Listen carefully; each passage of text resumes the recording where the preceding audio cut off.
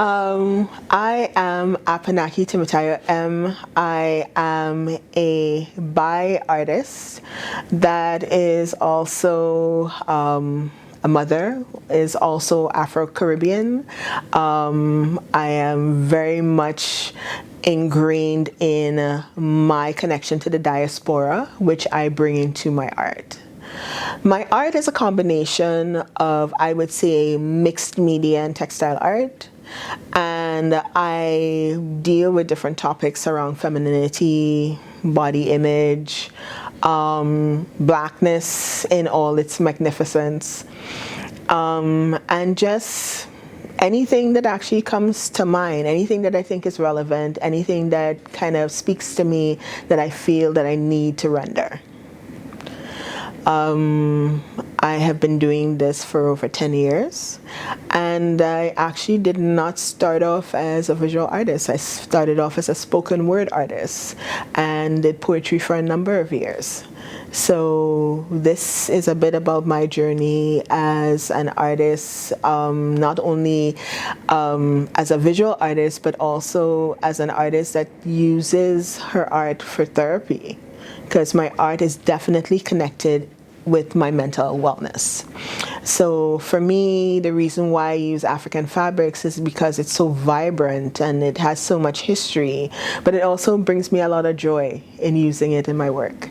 So that is who I am as an artist.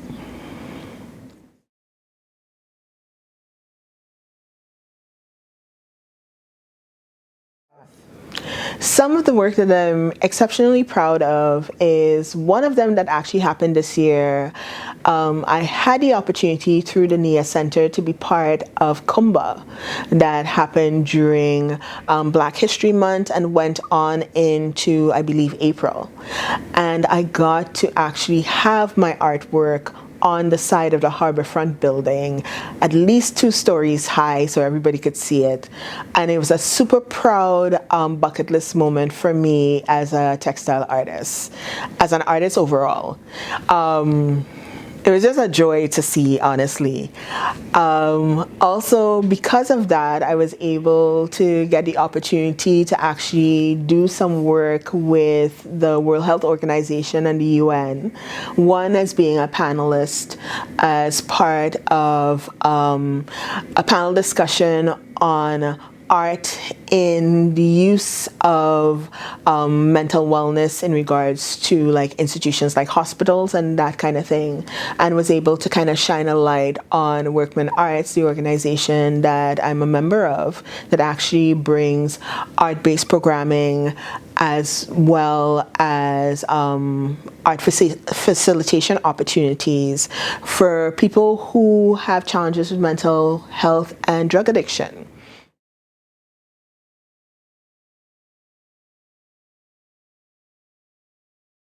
So this is my piece called the Madonna and Child, Sacred and Profane. This piece was specifically done in memory of the Charleston Nine and when they were slain by Dylan Roof, unfortunately, while they prayed with him.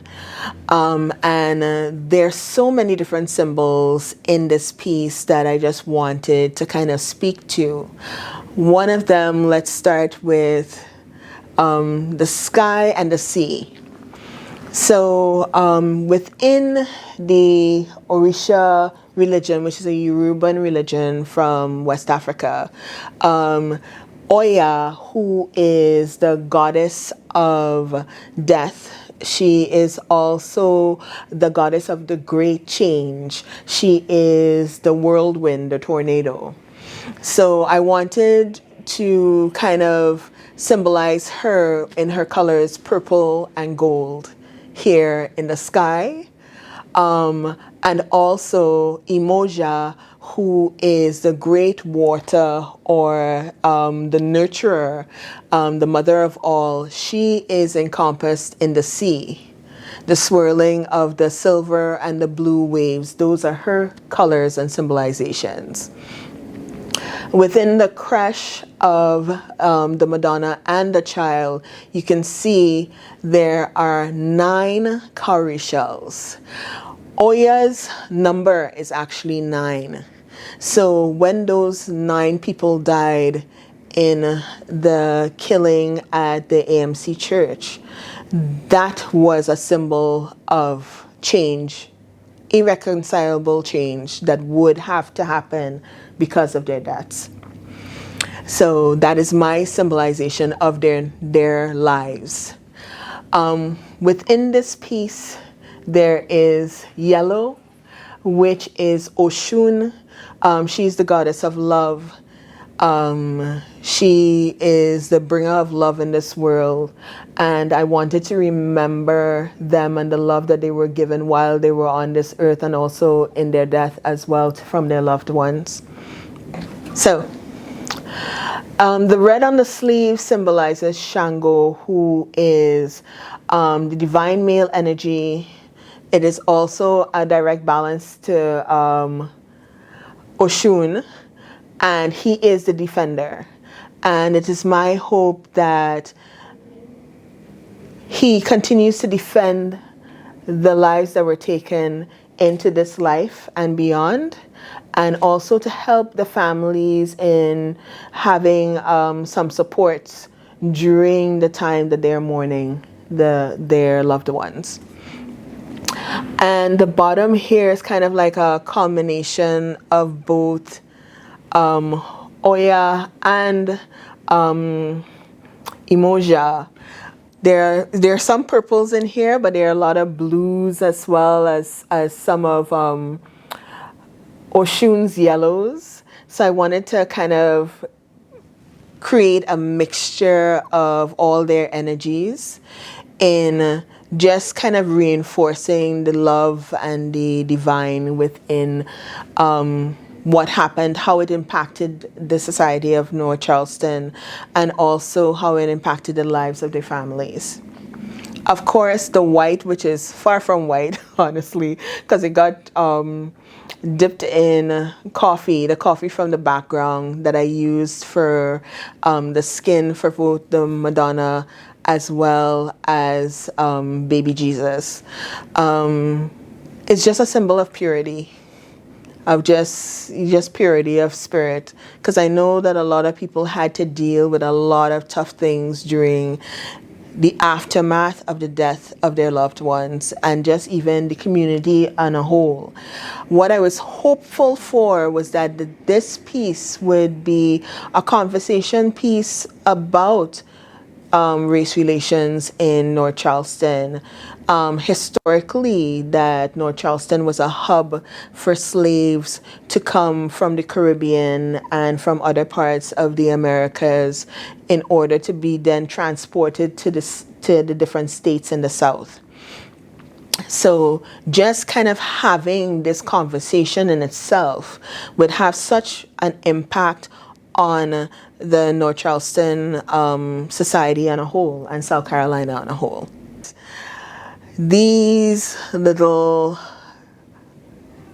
crystals that I placed on the baby's skin was just really an understanding that at the core, we as human beings are all part of the universe. Our DNA has a direct correlation with all the stars and supernovas that happen in the galaxy, that we at our core are all made from this stardust, and that we should never forget that is what ties us together as human beings, and ties us together even in our race, in our different races, that at our core we're all from the same place.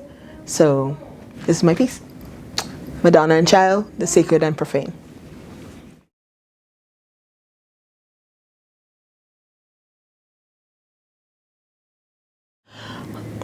I believe not only black art, but black, indigenous, brown artists from people of color can impact society in such a way to also give clear understanding about what it is to live in our bodies, in black bodies, how society views us, What are our aspirations for ourselves and our people moving forward?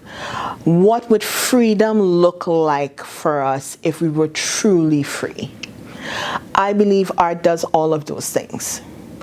I believe that once you feel something viscerally where it comes to artwork, you can literally be forever changed by it. So to be a Black artist and to do art that reinforces positive images of who I am as a woman or a person, or who my people are overall, is my goal as an artist. I want to make sure and saturate the world, as long as I am here on this planet, with as many positive images of Black art, of Black people, of Black experiences, of what Black futures would be if we were actually totally able to be free in the true sense of the word. So that is why I feel that it is very, very important that we are able to showcase our work at all galleries on all levels, for it to be seen as an art from our blood. So therefore it is fine art. It is a piece of us that we are literally displaying to the world.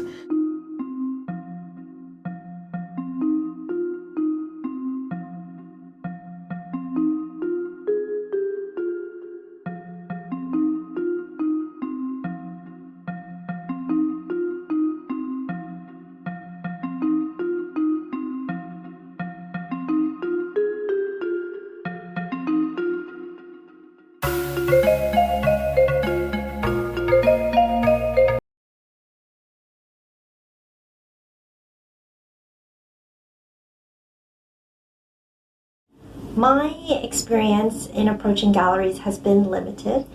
Anytime that I've been invited, there is a cost to it, and typically the support has been minimal. It's not something that I've really considered, because I just don't think that it's something that is possible for someone like me. I find that it's limited to, currently my view of it is that it's limited to those that are in a population that doesn't include me. In regards to getting into art galleries as a BIPOC artist, off the top, I always assumed that it would be something that would be difficult. Just going through the galleries and seeing the styles that are represented didn't necessarily fit my style. And then finding out that they didn't necessarily have Black artists that they represented, that as well was a little bit discouraging. I mean, one would think that because they didn't have Black artists on their roster, it would be an opportunity for Black artists to come in just to, give the patrons a different option, different style. But no, that wasn't the case. So what I've had to do with my own career is put a lot more focus on building my own community, my own market, my own lane, and operating from that. So far, it's been going really well for me. I've gained a lot of opportunities based on what I've been able to build for myself. Would it have been a lot easier if I went through a reputable gallery? Of course, but the reality is getting in is very difficult. I have thought about it, but I never think that it could be something in reality that could happen. I just don't understand how someone could get chosen and seen in the curatorial process. I don't know anything around that, and to me it's just a complete mystery and a way for gatekeeping. But I think this question is more speaking about getting into the AGO in a traditional sense. without a partnership, without it being a program, but actually getting a real feature. And yes, absolutely, there's a lot that comes with the AGO. Of funding, of course. With funding, a lot of great things could happen. It increases the capacity to like really showcase artwork on a grand scale. The AGO has an amazing reputation for just producing and curating amazing works, amazing artists, and just being a featured artist at the AGO itself can elevate an artist's career. And just through my personal experience working with some of the staff at the AGO, like the way they treat you is like with almost like your royalty. So I figure, that's how my experience was coming through with First Fridays. I imagine that it could be like 10 times better than that as an actual featured artist. So yes, I thought about it. I would like to be featured. I just don't know how likely that is, to be honest, totally honest with you.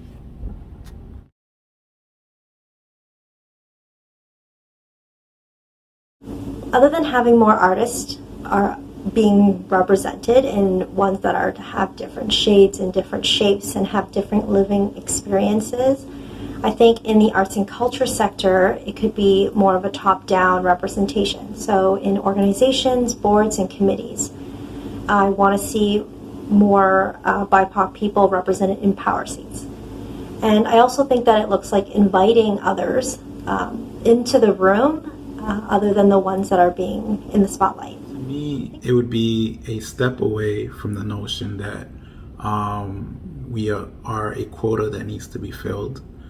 That we only matter during special events, Black History Month, or where there's a major event in the news that garners a lot of attention towards Black Lives Mattering,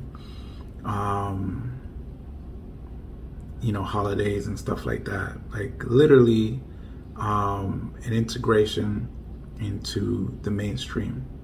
And again, not just when it's popular to do so, or it's attached to a special event or a holiday, or something more permanent. And I'm not just talking about gallery representation. I'm also talking about leadership positions, having Black folks on have a seat at the table where they can actually make decisions that are informed by the needs of Black folks. What I am saying is have representation that reflects the country, the city, the community more accurately. When you think of the Art Gallery of Ontario, the Montreal Museum of Fine Art, the Vancouver Art Gallery, and the National Gallery of Canada are all run by mostly white people.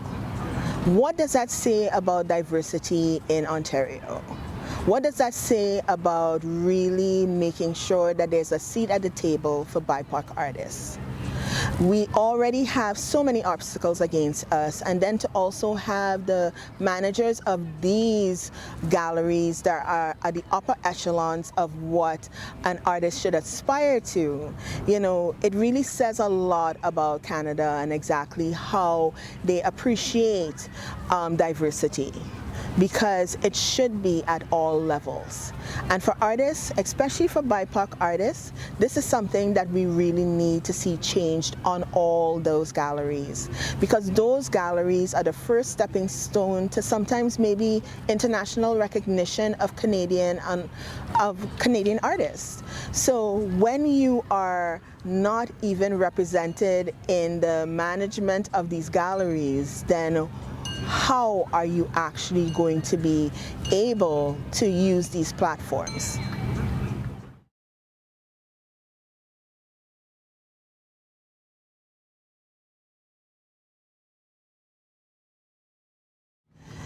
I think that it could really make an impact, that BIPOC artists truly represent what Toronto is about in regards to diversity, and therefore the artwork also needs to be equally diverse.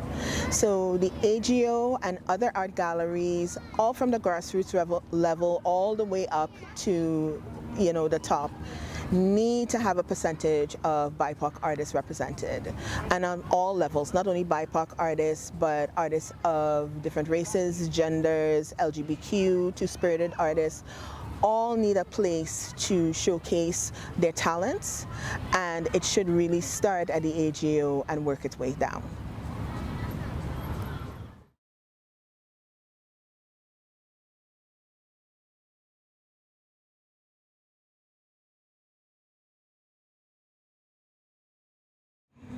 In the 121 years of existence of the Art Gallery of Ontario, we're finding out that this year a CEO has been positioned to change things up in regards to BIPOC representation as its core change in the AGO's practices moving forward. I was also told that there is now a diversity and inclusion manager who will also help in regards to making sure that BIPOC representation happens at the AGO on all levels. So I'm really excited to see what that's going to look like in the continuing years moving forward, and how his impact is going to change the lives of BIPOC artists and the Canadian landscape in regards to art representation on that level.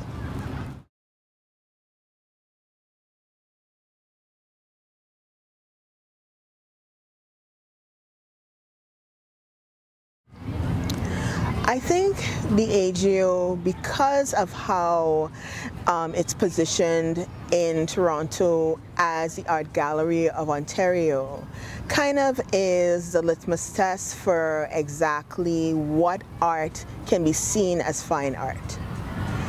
It literally sets the temperature of exactly what can be appreciated as fine art. So when there is a lack of diversity at the highest level of galleries here in Ontario, then it makes you wonder exactly whether or not it is truly including all those voices that have been denied access to a place like the AGO. Like, what does it say about art? What is considered fine art? Is the gaze still a colonialized gaze? Is it stigmatizing art that is not of a certain kind or a certain type as not being of good quality, of having worth? So when BIPOC representation happens at the highest level, then it changes exactly what art is seen as overall. That fine art is all art, and all voices need to be at that table.